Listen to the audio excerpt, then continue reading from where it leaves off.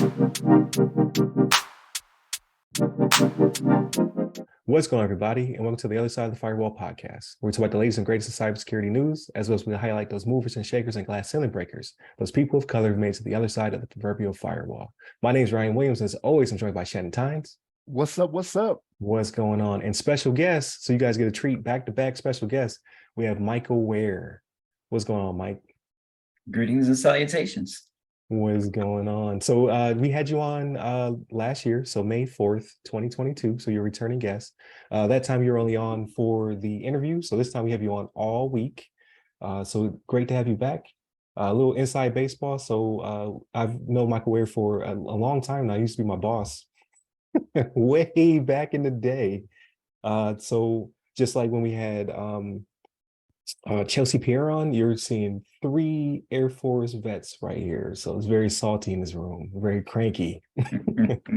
So Michael Ware is the Chief Information Officer for North Carolina Department of Environmental Quality. So it's a pleasure to have you on the show. And without further ado, I give it to Shannon. All right, everybody. So his first article, excuse me, is from the Hacker News. And we got our buddy Ravi is back, Ravi Lakshmanan. And the title of this one is North Korea's Kimsuky group mimics key figures in targeted cyber attacks. So we've kind of seen this stuff happen before, right? Where people are pretending to be, or organizations are pretending to be people of importance, you know, to try to get some type of information. And this is what North Korea is doing here, right? So they're going out there pretending like they're other people, you know, not spamming, but impersonating, you know, legitimate domains and things of this nature. And what they're trying to do is they're trying to leverage information, right? So they want to see what everybody has on them. So when they come out and they say, hey, I'm this government person, or I'm this person, or whatever, like we've seen it where we see companies get fooled when it comes to like invoices and things of that nature, right? Like somebody just pretending they're from someone they're already dealing with or somebody of importance, and all of a sudden they're giving it all away, right? Like that's what we're seeing North Korea doing right now. And this is one of those things that's becoming more popular. Like North Korea is not the only country that's done this. Like Russia has done it before.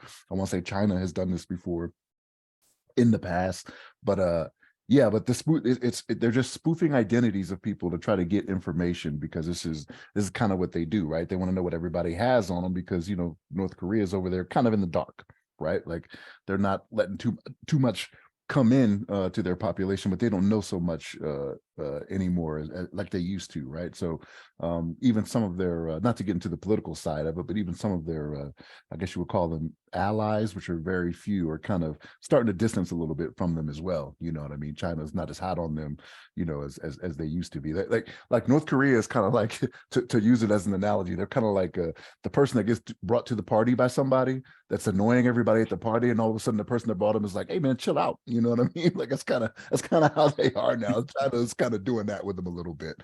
But yeah, this is what they're out there doing, is they're spoofing different people, and then what ends up happening is they'll end up sending you some type of document or something like that, and they have you enable the macros for it, and all of a sudden, boom, they got you, right? They're in your system.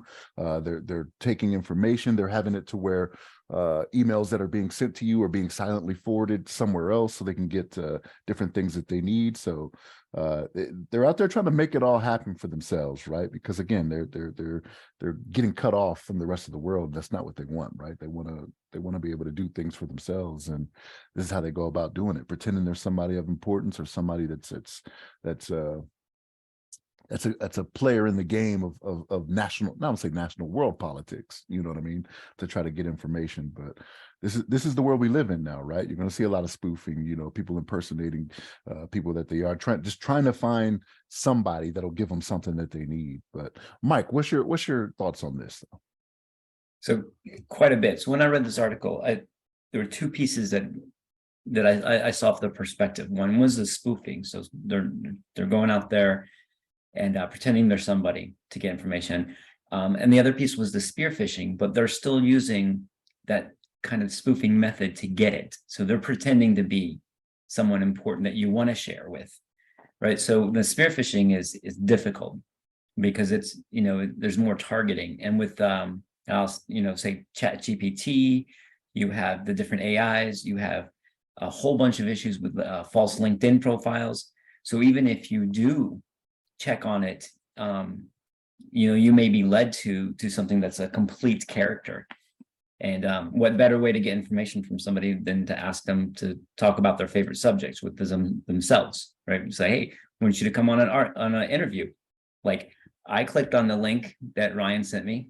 I didn't check on it, you know, but this is what North Korea could do, is say, hey, we want to do this interview. Click on this link, and then boom. Now they they feel it's trusted. So this is going to be much more difficult to deal with in the future. I do bring up ChatGPT or generative AI because these things are going to get so much harder to detect. You're going to start those grammar mistakes are going to start going away. And with North Korea doing the spoofing thing, now you've got a targeted effort. So it's not just like some script kiddie throwing out a 1,000 hits, hoping anyone will get it. This is well thought out, creating a persona, and then going after academia and media. I think this is going to be much harder to solve and much more problematic in the future. With our employees, we have a problem with them clicking anyway. And at the beginning, when you were talking about, Shannon, the spoofing on the invoices, that is getting so much better, because we deal with a lot of counties, and we've had several times where a spoofed account from a county comes in with an invoice, and we're expecting it. We're expecting an invoice, but it's like, oh, we don't normally get it this way, but I guess you change your system, click, and they're done. So yeah, I think this is going to be a problem. No, that's interesting. I did not think about how easy it's going to be. I actually was coming from the perspective how I hate to say it. I say this and then I feel some kind of way about it, but I'm actually impressed, because they consider them the hermit country, right? Like, they don't have an outside presence. They don't know, like we believe they don't know much about the outside world, but to do something so in my opinion sophisticated, they have to have people who understand what the real world looks like, right, outside of North Korea. Because I used to talk to people who were stationed in South Korea, and they would say they would run into what they believed to be imposters or spies, and you can tell because they just looked out of date. Like, they looked like they were out of the 80s. And you're like, wait a minute, like, your hair doesn't really make sense right now. Your clothing doesn't make sense. Physically, they just look different. Like, I guess North Koreans are a little bit shorter, or sometimes a lot shorter than South Koreans, because of nutrition and things of that nature. Like, they just, even though they're the same country, they're starting to have that separation or distance between them because of just one is very westernized and the other one is not, obviously, due to sanctions and just the posture of their country, right? The regime there not feeding them properly. But you make a good point that, yeah, they'll have tools that will aid them, right? Like, they'll have the ChatGPTs or whatever comes in the future, bards and things of that nature, to alleviate some of that, those issues they would have when it came to just vocabulary and just, it reminds me of the Steve Buscemi meme, where he's pretending like he's in high school. He has the hat on, he's carrying a skateboard. He goes, hello, fellow high schoolers or whatever. That's what I think of when I think of North Korea. But yeah, if they have tools that can help them bridge the gap, that's even scarier, right? That's your North Koreas and your Chinas and your Russias able to not miss a beat at all, because they're already plugged in, which is kind of crazy to me. And then you brought up another good point about the clicking links. Yeah. So I've received a few people like, hey, I'd like to be on the show. I do not click links because obviously the posture of the show, but also I've seen a couple really good ones come from Apple. It almost got me. Or I'm asking my wife, like, hey, did you get this? And she's like, no. First off, it doesn't have your name. Second off, isn't this your job? That's why I asked you. I wanted to make sure I had to pay something. But I have people send me links sometimes. I'm like, no, I got to look you up first. And then even that can be, like, just because you have a LinkedIn profile with 500 connections doesn't mean you're a real person. It just means you're really good at connecting with people. You know what I mean? Like, so I have to kind of go through the motions, kind of like make sure that I take whatever OSINT I can find and kind of figure out, like, are you a real person? can I pursue this? And then I'll meet with them before having on the show, just in case they're crazy, because you never know, right? You might be a real person, but you might be a little off. So I got to make sure you're not gonna come on the show and waste our time, because we can't push it out, because you're talking about nonsense. But no, all interesting points. So we'll see what comes of it. Like again, I hate to give credit to North Korea for doing nefarious things, but I'm actually pretty impressed that they're able to hook people, being that they're behind, so to speak. Yeah, what you got, Shannon? So before you wrap it up, though, so like, here's the silver lining in this for me, though, right? Like, I hate to say that too, right? Is that this is only going to make for another technology to be able to combat this. You know what I mean? As we start seeing more and more of this, like, we're gonna get better at detecting it, but the cycle is gonna be vicious, right? Because then they got to come up with something else, right? Right. To defeat It's the that. cat and And mouse. it just keeps going around like that. But the hope is, there will be something else that comes up, it could be, and especially the way technology moves nowadays, it moves so fast. Like, we may see it a year from now, you know what I mean? Where it's like, hey, I can tell you this is Chat GPT. I can tell you this is coming from North Korea. I can tell you this coming from China, Russia, whatever it may be, however the technology works. That's the silver lining in all of this. But we have to deal through these bumps first, right? Where we have to get got a few times before we get to that, Yeah. Yeah. To your point, Shannon, when we talk to the university systems in North Carolina, you can use Chat GPT.